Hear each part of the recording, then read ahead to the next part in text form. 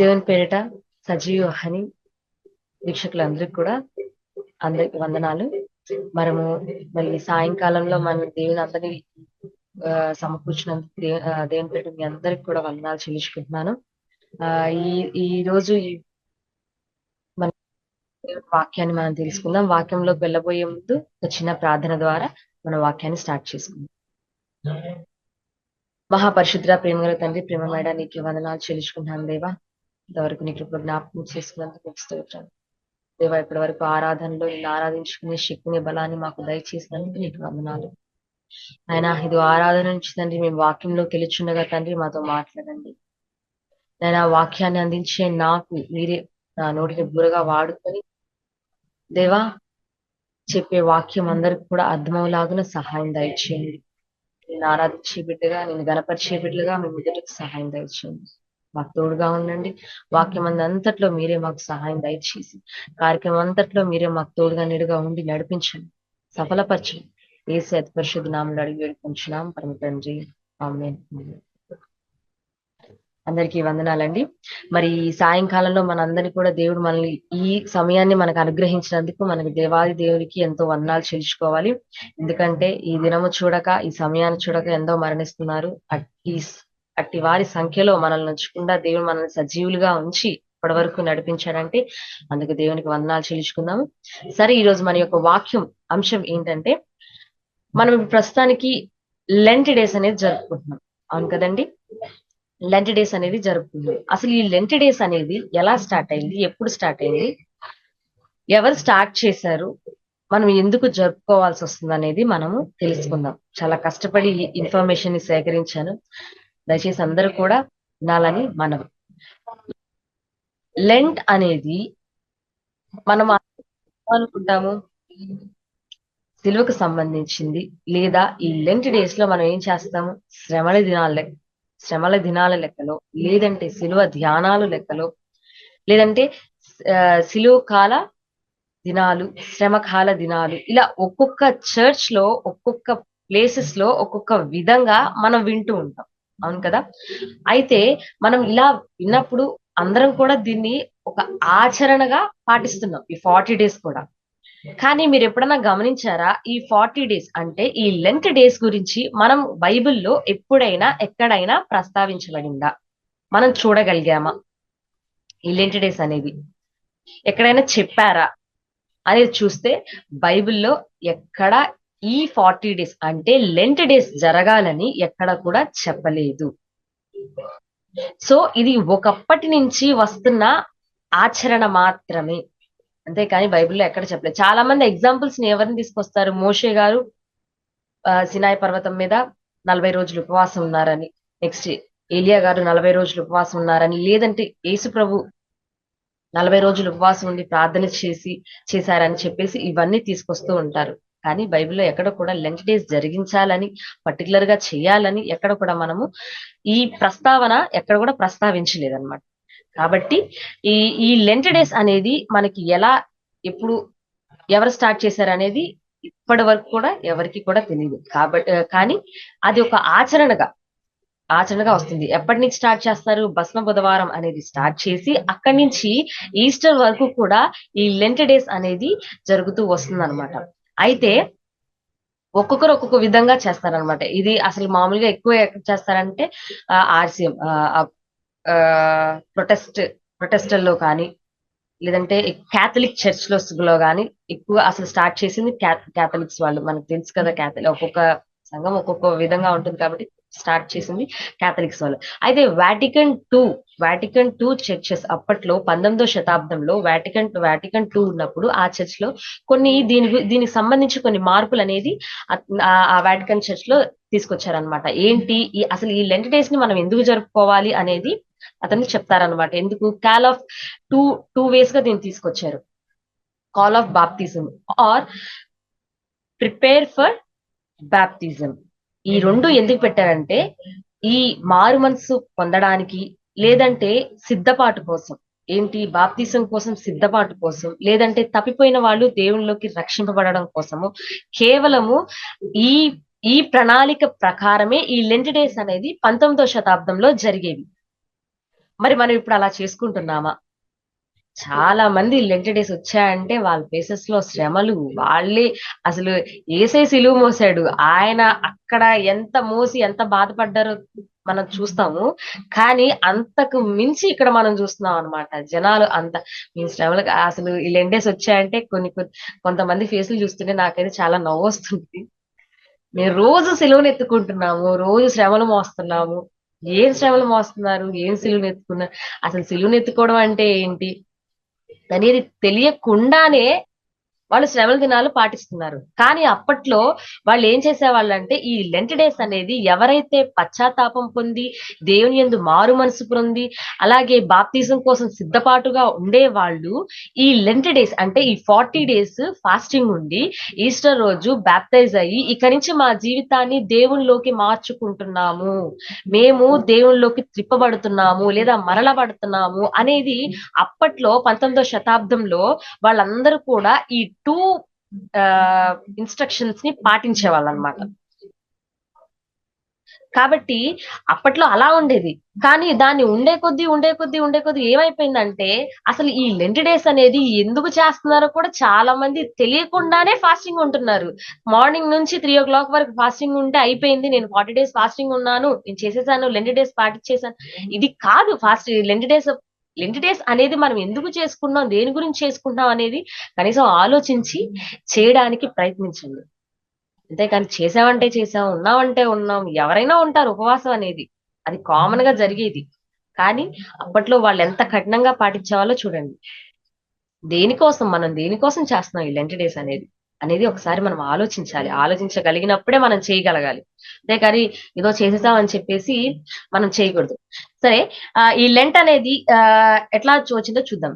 Anglo sanction word. ఈ Lent అనేది Anglo sanction word అన్నమాట. దాంట్లో దీని అర్థం ఏంటంటే స్ప్రింగ్ టైం, వసంతకాలం. వసంతకాలాన్ని మనము ఈ వసంతకాలాన్ని ఏమంటారంటే లెంట్ అంటారు. కాబట్టి ఈ వసంత కాలంలో మనం ఈ ఫాస్టింగ్ డేస్ అనేది జరుపుకుంటాం కాబట్టి దీనికి లెంట్ డేస్ అని పేరు పెట్టడం జరిగింది. వసంత కాలంలో మనము ఈ ప్రార్థన అంటే వసంతకాలం అంటే కామన్ గా మనం ఏమనుకుంటాం, చాలా ప్లిజెంట్ గా ఉంటుంది, చాలా బాగుంటుంది, వాతావరణం చాలా బాగుంటుంది, చాలా మంచిగా ఉంటుంది.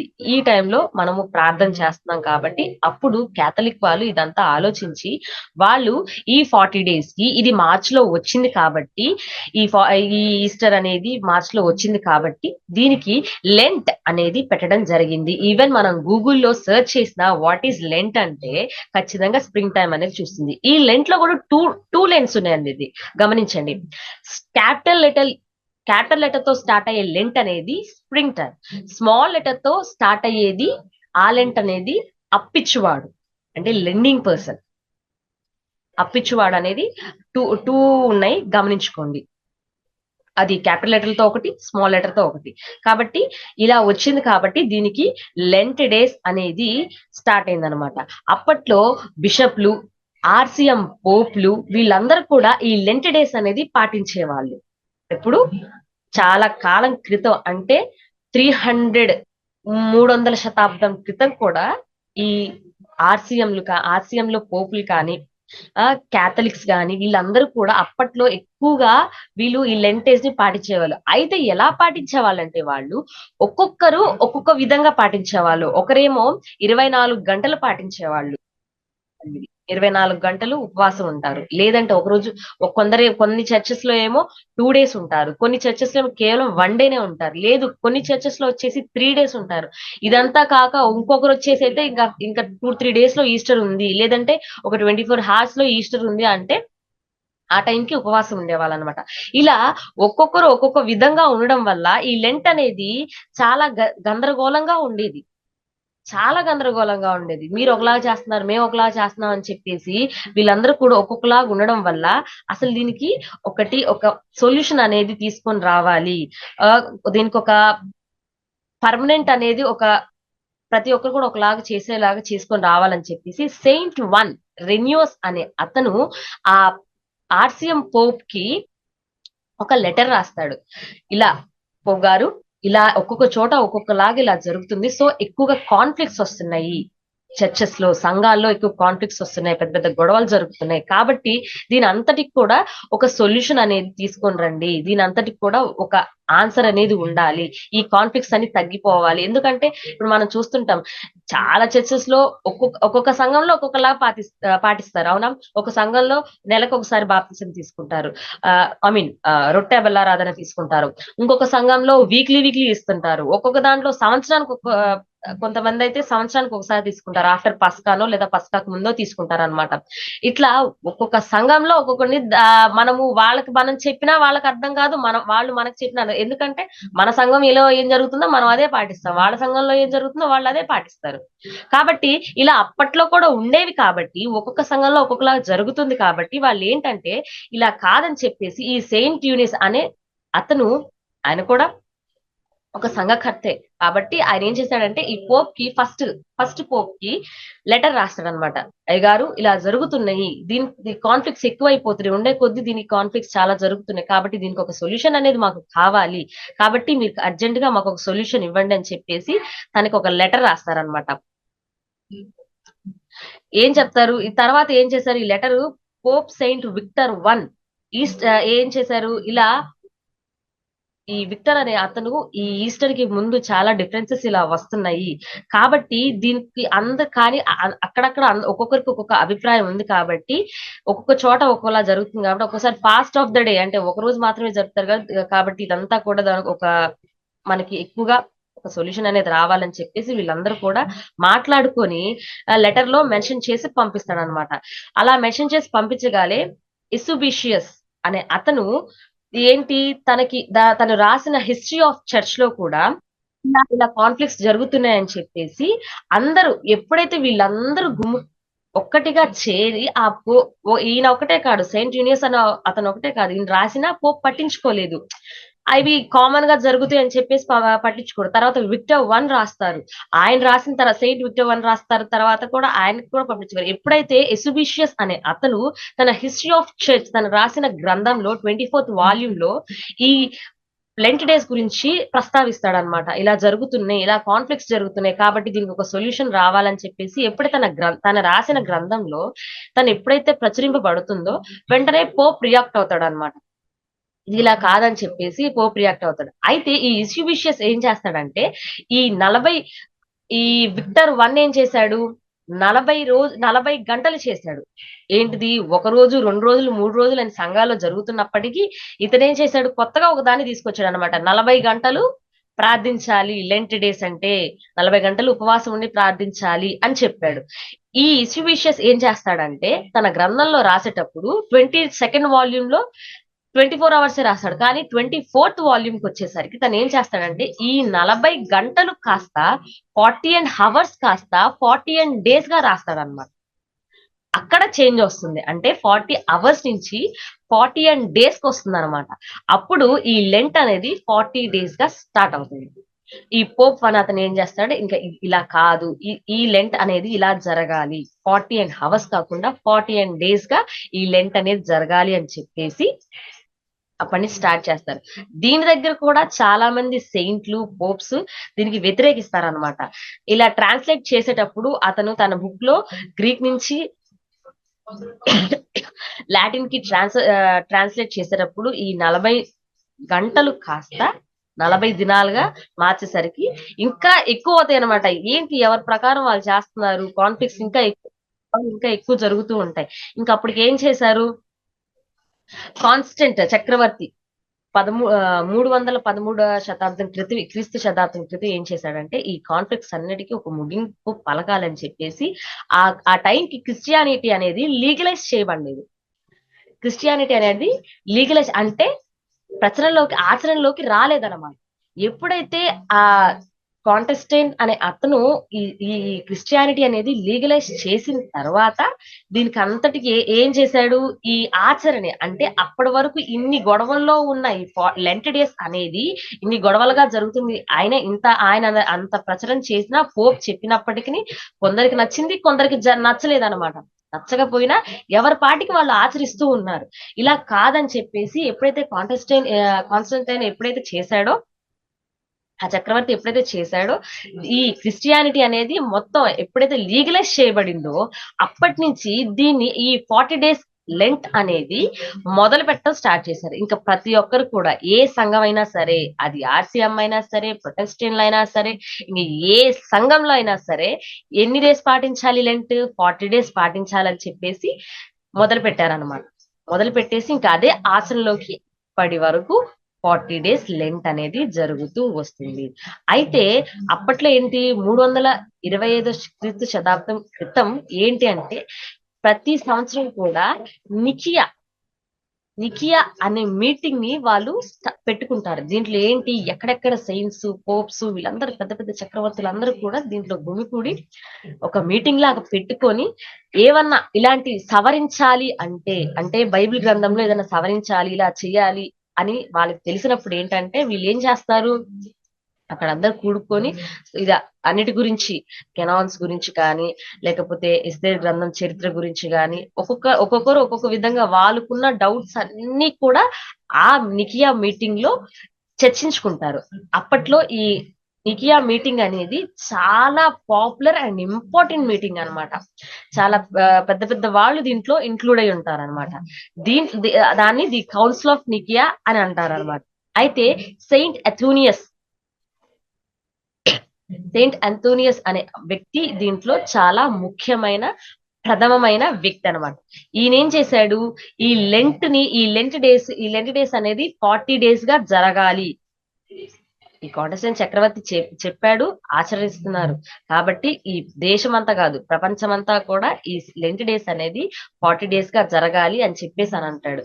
అప్పటికి అక్కడ కొంతమంది వ్యతిరేకించినప్పటికీ కూడా, ఆ మీటింగ్ లో వ్యతిరేకించినప్పటికీ కూడా చివరికి దీన్ని బిల్ పాస్ చేసినట్టు 40 days కి మార్చేశారు. ఆ తర్వాత సెయింట్ సిరిసిల్ ఆఫ్ జెరూసలేం నుంచి వచ్చిన సెయింట్ సిరిసిల్ అనే అతను, ఈ బిషప్ అనే ఏం చేశాడు, బిషప్ చెప్పిన కొన్నిటికి క్యారెక్టరిస్టిక్స్ యాడ్ చేశాడు. అంటే 18 నిబంధనలు ఈ లెంట్ డేస్ అప్పుడు పెట్టాడు. వాళ్ళలో చర్చించారనమాట. ఆ నికియా దాంట్లో చర్చించాడు. ఏమని, లెంట్ డేస్ అంటే ఊరకు 40 రోజులు ఉపవాసం ఉండడమే కాదు, ఈ 18 క్యారెక్టరిస్టిక్స్ కూడా, అంటే ఈ నిబంధనలు కూడా మనం పాటించాలి. ఏదో చేసామంటే చేసాం, ఆచరణ చేసామంటే చేసాం కాకుండా ఈ 18 నిబంధనలు కూడా పాటించాలి అని చెప్పేసి చెప్పాడు అనమాట. సరే, ఆ 18 నిబంధనలు పాటించడానికి ఏంటివి? ఆ లెంట్ డేస్ జరిగేటప్పుడు మాంసం తినకూడదు, వేరే ఊర్లకు వెళ్ళకూడదు, లేదంటే ఆ రకరకాలుగా 18 నిబంధనలు పెట్టాడు అనమాట. మొత్తం ఏంటంటే ఉపవాసం ఉన్నప్పుడు ఇంకా ఏవి తీసుకోకూడదు, జ్యూసెస్ కానీ కేవలం వాటర్ తోనే ఉండాలి అని చెప్పేసి, సంఘంలో ఉండాలి, మందిరంలోనే ఉండాలి, ఎక్కడికి వెళ్ళకూడదు అని చెప్పేసి, వేరే వాళ్ళతో సంబంధం ఉండకూడదు, కాంటాక్ట్స్ ఉండకూడదు, ఏ ఉండకూడదు, కంప్లీట్ గా దేవుల్లో ఉండిపోవాలి. ఇంకా ఇంకా లోకంతో ప్రపంచంతో ఏ ఉండకూడదు అని చెప్పేసి 18 రిస్ట్రిక్షన్స్ అనేవి పెట్టేశాడు అనమాట. సరే, ఇదంతా అయిపోయిన తర్వాత మళ్ళీ ఏం చేశాడు, ఇదంతా 18 ఈ నిబంధనలన్నీ పాటించాలంటే ఎట్లా కుదురుతుంది అని చెప్పేసి సెయింట్ సిరిసిల్ ఆఫ్ అలెగ్జాండ్రియా నుంచి వచ్చిన సెయింట్ సిరిసిల్ కూడా ఏం చెప్పాడు, అలా కాదు, నువ్వు ఇలా 18 రిస్ట్రిక్షన్స్ పెడితే ఎలా కుదురుతుంది, అందరికి కుదరొచ్చు కుదరకపోవచ్చు, ఇదంతా కాదని చెప్పేసి ఆయన సొంతగా కొన్ని రిస్ట్రిక్షన్స్ పెట్టాడు. ఇలా అప్పట్లో ఈ లెంట్ డేస్ గురించి చాలా చర్చలు జరిగాయి అనమాట. చాలా అంటే చాలా చర్చలు జరిగాయి. ఒక్కొక్కరు ఒక్కొక్కటి ప్రతిపాదించే వాళ్ళు వచ్చినప్పుడల్లా, కొత్త వాళ్ళు వచ్చినప్పుడల్లా, వాళ్ళ ప్రభుత్వం వచ్చినప్పుడల్లా ఒక్కొక్కరు ఒక్కొక్క విధంగా పాటించేసరికి ఇదంతా కాదని చెప్పేసి సెయింట్ పోప్ లియో ఫైనల్ గా ఏం చేశాడంటే, ఇదంతా కాదు, మీరు ఎవ్వరు ఏమి మాట్లాడొద్దు, ఫైనలైజ్ ఏదైతే అది అయిపోయింది, లెంట్ డేస్ అనేది 40 days జరగాలి. అది ఎలా జరగాలంటే అపోస్తులు ఎలాగైతే పాటించారో, ఏ విధంగా అయితే పాటించారో, ఎలాగైతే నడవడిక చేశారో, దాన్ని ఎలాగైతే ఆచరించారో కేవలము అలాగే ఉండాలి అని అపోస్తుల ఇన్స్ట్రక్షన్స్ అన్ని కూడా వాళ్ళకి పెట్టాడు. 40 days లెంట్ అనేది ఒక ఫెయిత్ఫుల్ గా, విశ్వాసభరితంగా దీనికి ఉండాలి అని చెప్పేసి దాన్ని స్టార్ట్ చేశాడు అనమాట. ఇదంతా ఫైనల్ గా ఈ సెయింట్ పోప్ లియో అనే అతను దీన్ని ఫైనలైజ్ చేశాడు అనమాట, 40 days లెంట్ అనేది. సో లెంట్ అనేది ఊరికే రాలేదు, ఎన్నో గొడవల నుంచి అవన్నీ కూడా తట్టుకొని వాటన్నిటి ఎంతో మంది ఎన్నో విధాలుగా మార్చి మార్పులు చేర్పులు చేసి ఒక్కొక్కరు ఒక్కొక్క విధంగా చేసుకొని ఈ లెంట్ అనేది ఫైనల్ గా ఇతను దాన్ని ఫిక్స్ చేశాడు అనమాట. సో అప్పటి నుంచి ఈ లెంట్ డేస్ అనేది మనకి మొదలైంది అనమాట. అప్పటి నుంచి ఇది ఆచరణలోకి వస్తూ ఉందన్నమాట. ఫాస్టింగ్ అనేది ఆ అపోస్తలు సెయింట్ పోప్ లియో ఒకటే చెప్పాడు, ఫాస్టింగ్ అనేది నువ్వు ఎలా ఉండాలి, నీ మొహము ఎలా ఉండాలంటే తేజస్తో ఉండాలంట. అంటే రోజు ఉన్నప్పుడు ఇంకా అధిక తేజస్సుతో ఉండాలంట. విశ్వాసభరితమైన ఉపవాసం, చాలా విశ్వాసంతోటి దేవుని దగ్గర పశ్చాత్తాపం పొంది జెరూసలేంలో ఇప్పటికీ పాటిస్తారండి 40 డేస్ లెంట్. ఖచ్చితంగా పాటిస్తారు యూదులు ఈ 40 డేస్ లెంట్ ని. చాలా కఠినంగా పాటిస్తారు. ఏదో ఆషామాషిగా పాటించడం. మన దగ్గరే చాలా వాటి ఎలా పడితే అలా వాళ్ళ ఇష్టం. జాబ్‌లకి వెళ్ళి ఉంటారు. జాబ్‌కి వెళ్ళి ఫాస్టింగ్ చేస్తుంటారు. నేను కాదని నేను అన్ను. ఒకరికి ఒక విధంగా ఉండు. కొంతమందికి ఉండాలని ఉంటది కానీ ఉండలేరు. ఎవరి ఇబ్బందులు వాళ్ళకుంటాయి. కానీ మనం పాటించేది ఒక రోజైనా, 2 రోజులైనా, అది అర రోజైనా సరే దేవునికి దగ్గర సంబంధంగా మనం ఇది పాటించే విధంగా ఉండాలి. ఉన్నామంటే ఉన్నట్టు ఉండకూడదు. దేవునికి విశ్వాసం కూడా, విశ్వాసం లేకుండా దేవుని బిడ్డలుగా ఉండడం అది అసాధ్యము. ఆయనకి ఇష్టలయ్యుండుట అసాధ్యము. కాబట్టి విశ్వాసంతో మనము ఏ ప్రార్థన అనేది ఈ 20 డేస్ అనేది జరుపుకున్నాం.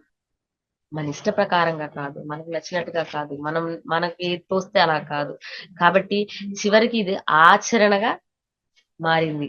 అందరు ఎలా ఆచరిస్తారు, హైందవులు ఎలా ఆచరిస్తారో, ముస్లిమ్స్ ఎలా ఆచరిస్తారు. ముస్లిమ్స్ కూడా ఉంటారు 40 డేస్ రంజాన్ ఉంటారు. వాళ్ళు చాలా నిక్కచ్చిగా పాటిస్తారు. ఈవెన్ వాళ్ళ ఉమ్మును కూడా వాళ్ళు మింగరు, అంత కఠినంగా పాటిస్తారు. మనం అలా ఉండగలుగుతున్నామా? మనల్ని మనం తగ్గించుకోవడానికి కాదు, కానీ మనం దేవుళ్ళు ఎంత విశ్వాసంతో, ఎంత ఫెయిత్ఫుల్ గా మనం దేవునికి దగ్గరగా వెళ్ళగలుగుతామో, దేవుడు అన్ని అద్భుత కార్యాలు మన జీవితంలో చేస్తాడు. నలుగురికి చెప్పుకోవడానికి కాదు ఈ 40 డేస్ లెంట్. ఈ శ్రమలు మనం నలుగురు చూడడానికి కాదు. బైబిల్లో ఉంటుంది కొరింథీ రాసిన పత్రికలో, నువ్వు ఉపవాసం చేయనప్పుడు ఒక గదిలోకి వెళ్ళి ఎవరికి నీ రహస్యం ఉందని దేవుడికి నువ్వు ప్రార్థించాలి.